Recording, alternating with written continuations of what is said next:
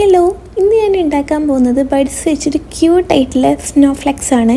അതിന് വേണ്ടിയിട്ട് ഞാൻ ഇവിടെ കുറച്ച് ബഡ്സ് എടുത്തിട്ടുണ്ട്. ഞാനിത് വേറൊരു ചാനൽ കണ്ടിട്ടും ഇഷ്ടമായതാണ്. പിന്നെ ബഡ്സ് വെച്ചിട്ട് ഇങ്ങനെ ഉണ്ടാക്കാനുള്ളൊരു ഐഡിയ ഉണ്ടായിരുന്നു.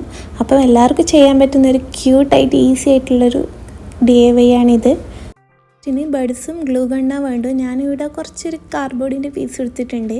ഞാൻ ഫസ്റ്റ് വേറെ ഒരു മെത്തേഡിൽ ചെയ്ത് നോക്കുമ്പോൾ എനിക്ക് അങ്ങനെ സ്റ്റിക്കായി കിട്ടിയിട്ടില്ല. അപ്പം ഞാൻ ഇതേപോലത്തെ ഒരു ചെറിയ പീസ് കാർഡ്ബോർഡ് പീസ് എടുത്തിട്ടുണ്ട്. എന്നിട്ടാണ് ബഡ്സ് സ്റ്റിക്ക് ചെയ്യുന്നത്. ഞാൻ 6 പീസാണ് സ്റ്റിക്ക് ചെയ്തിട്ടുള്ളത്.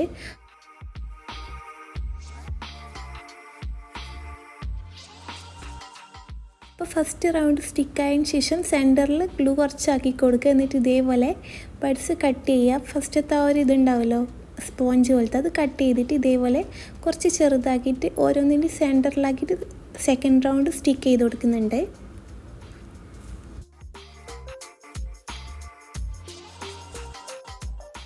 ഈ ഒരു സ്റ്റിക്കിങ് റൗണ്ട് കഴിഞ്ഞാൽ സെൻറ്ററിൽ എന്തെങ്കിലും ഒന്ന് ഡെക്കറേഷന് വേണ്ടിയിട്ട് സ്റ്റിക്ക് ചെയ്ത് കൊടുക്കുക. എൻ്റെ കയ്യിൽ ഇപ്പോൾ ഒന്നും ഇല്ലാത്തതുകൊണ്ട് ഞാൻ വൈറ്റ് പേപ്പറാണ് സ്റ്റിക്ക് ചെയ്ത് കൊടുത്തിട്ടുള്ളത്. അപ്പോൾ അതുപോലെ തന്നെ കുറച്ച് അധികം ഒന്നും ഉണ്ടാക്കി കൊടുക്കുന്നുണ്ട് ഞാൻ.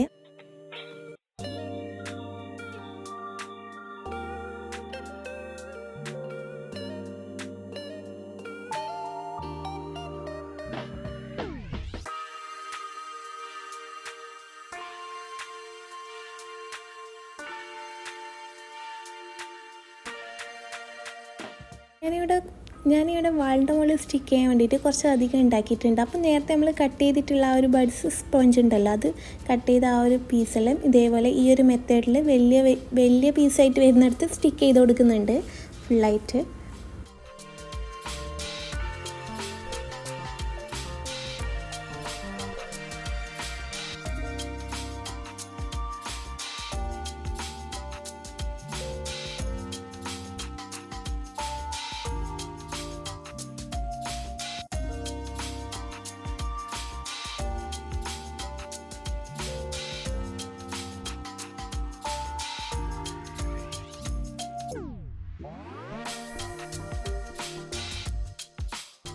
ലാസ്റ്റ് ഞാൻ ഹാങ്ങിങ് ചെയ്യാൻ വേണ്ടിയിട്ട് ഇതുപോലത്തെ ത്രെഡ് എന്തായാലും മതി ഹാങ്ങിങ് ചെയ്യാൻ വേണ്ടിയിട്ട്.